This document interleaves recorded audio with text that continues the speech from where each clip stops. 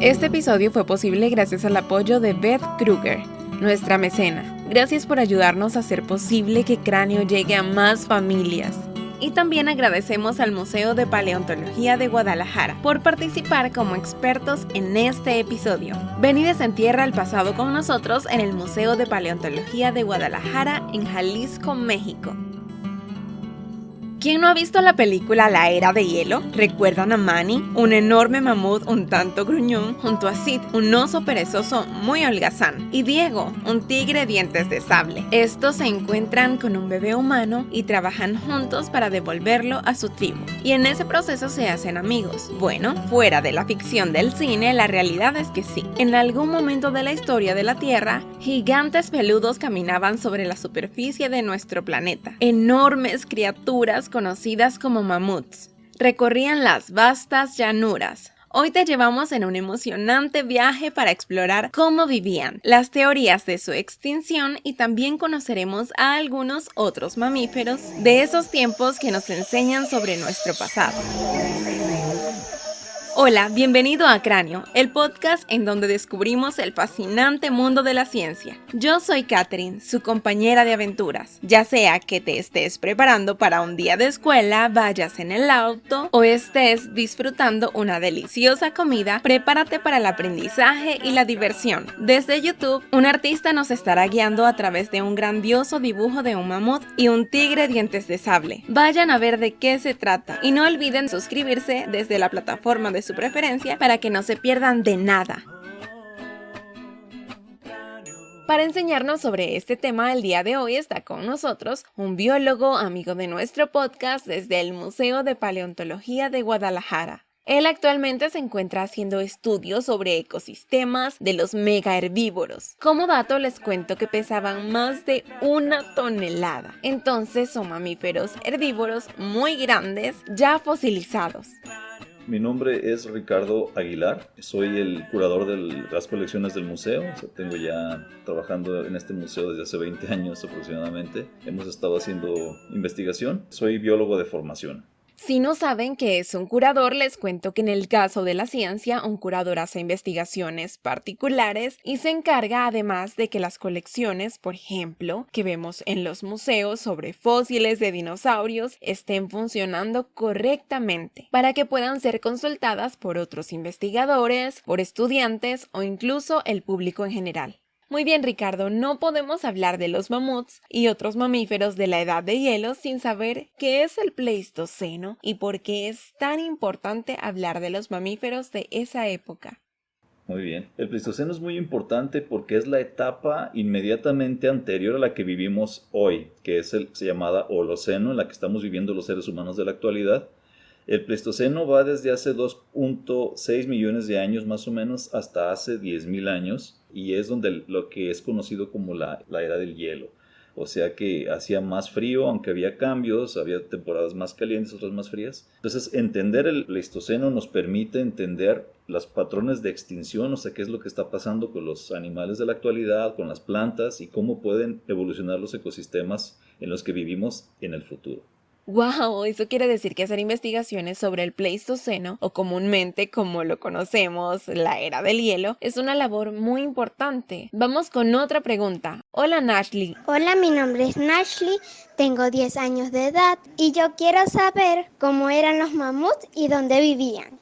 Me gusta mucho esa pregunta. Los mamuts eran estos animales muy conocidos, muy parecidos a un elefante. Tenían la forma externa como la de un elefante asiático, básicamente, a pesar de los dibujos en las pinturas rupestres en las que parece que eran como más grandes, ¿no? Al parecer era como una exageración, sobre todo el mamut lanudo. Acá en América tenemos, en la parte más ya de México y toda esta Centroamérica, una especie que se llama Mamutus columbi. Y bueno, era parecido más o menos a un mamut asiático. Y vivían sobre todo en lugares de estepas, de sabanas, más bien pastizales y bosques abiertos, que son lugares con pastos y árboles, pero abiertos porque los mismos elefantes se encargan de abrir los bosques porque se alimentan de los árboles, ¿verdad? También no solamente comen pastos, aunque predominantemente preferían los mamuts los pastos sobre las ramas, aunque también podían comerlas. Es impresionante que haya sido tan grande solo comiendo pasto y hojas. Ya saben, una razón más para comer verduras. Gracias, Ricardo, y gracias, Nashley, por tu pregunta. Damos con otra. Hola, Cristian. Hola, mi nombre es Cristian y tengo 11 años. Yo quiero saber si los mamuts son elefantes con colmillos más largos. Los mamuts realmente tenían colmillos o defensas, que es el nombre correcto, no necesariamente más largos, pero sí en una forma más como de C. En el caso de los mamuts era una curva mucho más pronunciada hacia adelante, sobre todo en la especie del mamut lanudo que conocemos, en la de acá, el Mamutus columbi, tenía una tendencia así, aunque no tan marcada. Entonces no eran más largos, pero posiblemente sí podían ser más gruesos, tener un diámetro mayor las defensas en el caso de los mamuts. Pero no solo los mamuts tenían defensas en ese momento, también el tigre dientes de sable tenía unos enormes colmillos. Háblame un poco de él, ¿cómo cazaban los tigres dientes de sable? Los dientes de sable tenían al parecer una estrategia de caza parecida a la de un jaguar, esos animales que son más bien acechadores. Un dientes de sable tenía, o esmilodonte, que es el nombre correcto, tendría más una forma, una composición del cuerpo en la que las patas delanteras son más robustas que las traseras. Entonces no era un animal que tuviera una posibilidad de correr demasiado, su cola también era corta. Generalmente los animales corredores tienen colas largas. Este animal parece ser que acechaba a su presa y en vez de morder el cuello como hacen muchas especies en la actualidad, que siguen a la presa, muerden el cuello, la derriban y luego ya se alimentan de ella. Esos animales, por lo largo de los sables, posiblemente no podían hacer eso, pero atacaban con sus extremidades delanteras, las patas delanteras, y derribaban a la presa y luego posiblemente mordían el abdomen, que es la parte más blanda de sus presas. Y bueno, así era como comenzaba la cena, ¿no?, de estos animales. Una escena digna de una película de aventura prehistórica. Hablando de aventuras, ya saben lo que viene. Es momento de un reto, el primer sonido misterioso de la semana. Voy a dejarlo sonar.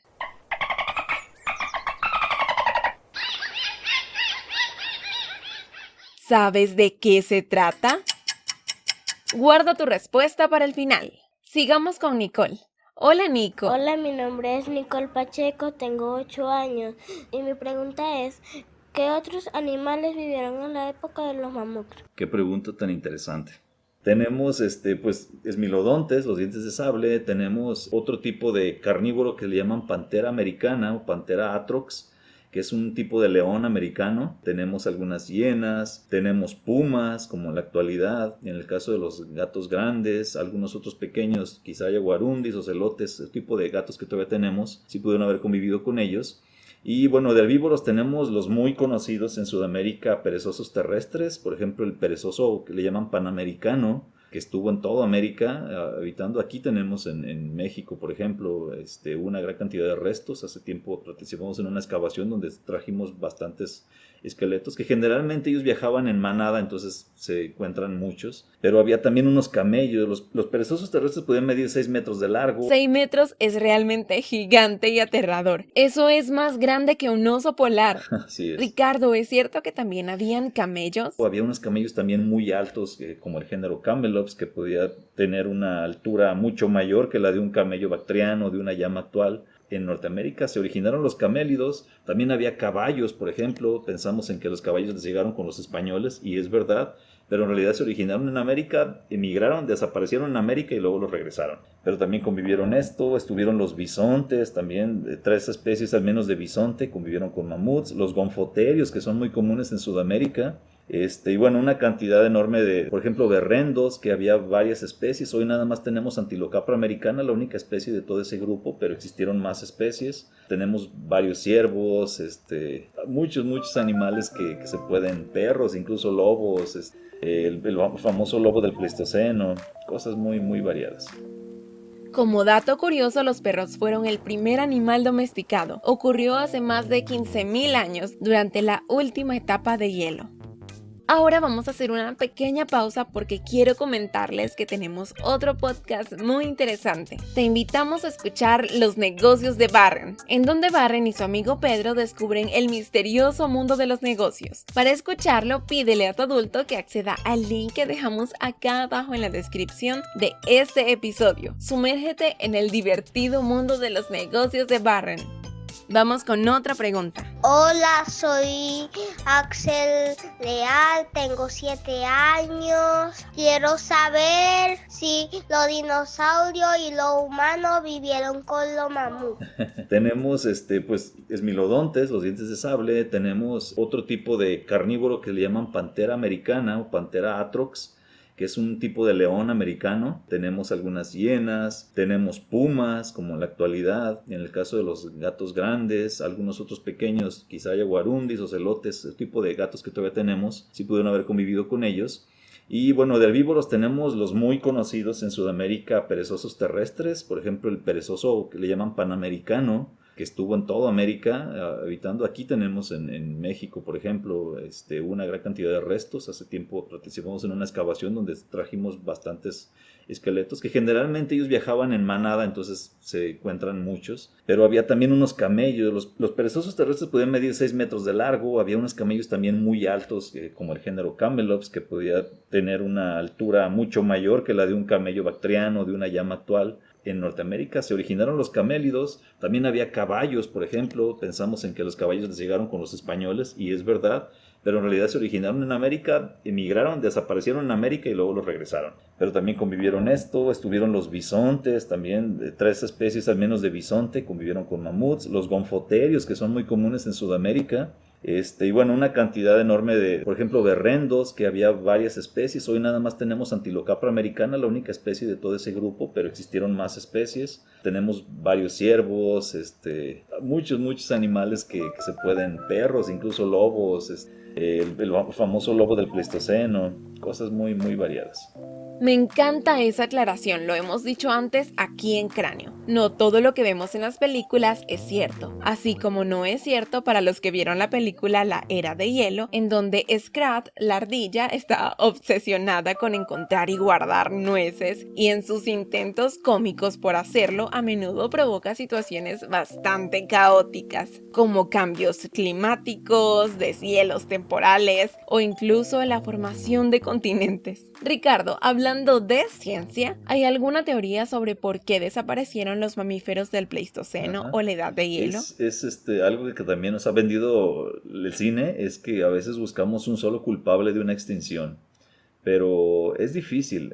De ninguna extinción se ha elegido un solo culpable. O sea, lo que más se cree en el caso de los mamíferos del Pleistoceno es que, como les decía, que era una etapa en la que había una diferencia de temperatura, era como generalidad 4 grados menor que en la actualidad. Se piensa que muchos organismos, con este cambio de temperatura que ocurrió ya para el Holoceno, la etapa en la que vivimos nosotros, les fue difícil poder vivir con ello. O sea, ya, aunque parezca poquito 4 grados, nosotros pensamos en que si hace 4 grados un poco más frío, nos ponemos un suéter y se soluciona el problema, ¿no? Pero en el caso de los ecosistemas es más difícil que ello, porque de hecho hoy cuando hablamos de cambio climático pensamos en que la variación puede ser de unos cuantos grados, pero por ejemplo eso puede provocar que haya una mayor invasión de plagas, que provoque a lo mejor deforestaciones, problemas encadenados en los ecosistemas, que provoca al final que los organismos más grandes también puedan empezar a tener problemas. Entonces creemos que al final del Pleistoceno lo que ocurrió es que hubo, por los cambios climáticos, una pérdida de ciertos tipos de plantas, ciertos organismos que no pudieron lidiar con la temperatura diferente y se extinguieron. Algunos investigadores piensan que también influyó la cacería por parte de humanos.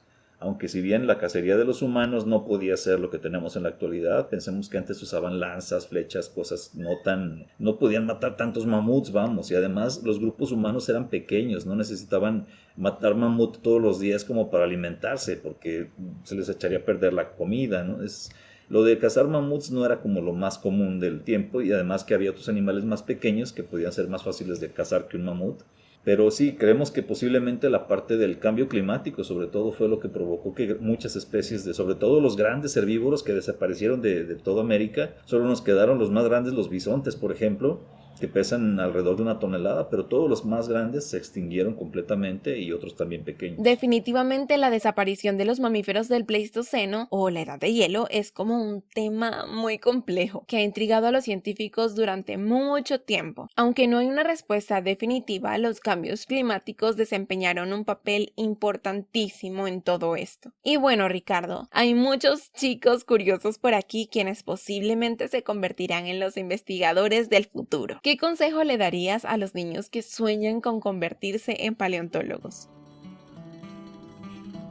Sí, eso es muy interesante y siempre me da mucho gusto hablar de ello porque a veces pensamos que la ruta para ser paleontólogo es única, ¿no? Como que tengo que irme a una universidad muy grande, tengo que estudiar una licenciatura en paleontología y entonces muchos niños y jóvenes llegan con la duda de ¿dónde puedo estudiar paleontología? No hay licenciaturas, a lo mejor en Argentina nada más, a lo mejor en Estados Unidos o en Alemania, no sé. Pero la realidad para todos esos niños interesados en la paleontología es que realmente nunca pierdan su interés por conocer la vida del pasado, eso es lo principal. Pueden estudiar muchas licenciaturas, creo que hay muchas cosas que se pueden aprender antes. Entonces, principalmente se dice que estudiando biología o geología se puede llegar por medio después de un posgrado a estudiar ya paleontología como una maestría, un doctorado, ¿no? Eso puede ser, es como que lo más obvio para estudiar. Pero hoy se puede ser geógrafo, se puede incluso trabajar en arqueología y los arqueólogos también trabajan con fósiles. O sea, creo que hay desde muchas áreas. Por ejemplo, hoy la paleontología es tan compleja que hace estudios moleculares. O sea, un biólogo molecular o alguien que está estudiando genética puede estudiar paleontología. Puede estudiarlo alguien que estudie algo sobre cuestiones de informática incluso, porque muchos trabajos hoy se hacen con computadoras. Entonces hay muchas áreas del conocimiento que pueden dedicarse al estudio de los fósiles y eso aporta a la ciencia de la paleontología. Entonces no es tan cuadrada la forma, ¿no?, de llegar, solamente es no perder el interés en estudiar la vida del pasado y de eso hay muchas formas de hacerlo. Excelente, hay mucho terreno por recorrer. Gracias, Ricardo. No, de nada, al contrario. Gracias, hasta pronto. Bueno, llegó el momento de descubrir el sonido misterioso del día.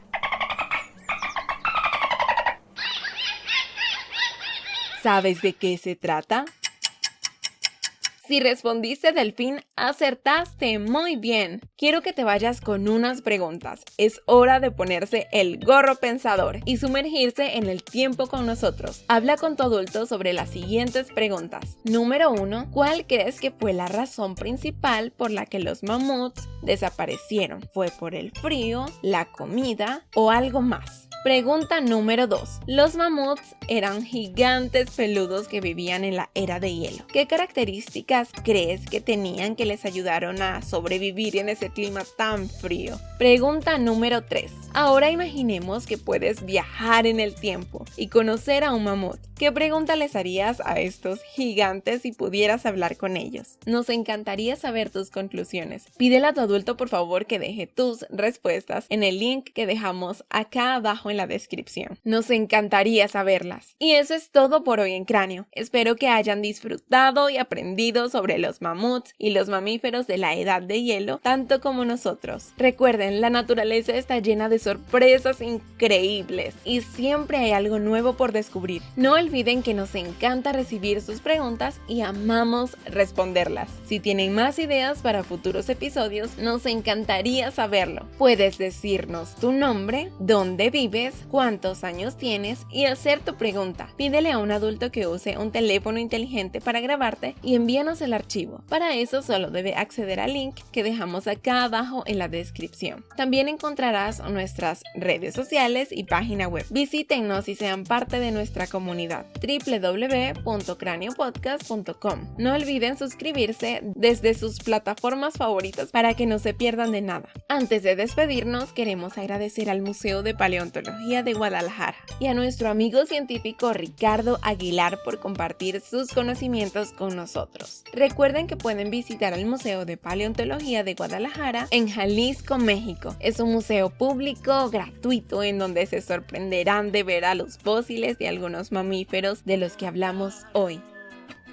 Cráneo Podcast es una producción de Cumbre Media y Cumbre Kids. Robert Carpenter es nuestro productor ejecutivo. Moisés Monsalve es nuestro talentoso artista gráfico. Y yo soy Catherine Aguilar, la anfitriona y productora de este podcast. Regresaremos en una semana con un episodio completamente nuevo. Hasta entonces, mantén tu curiosidad. Nos escuchamos en el próximo episodio. ¡Hasta luego, científicos!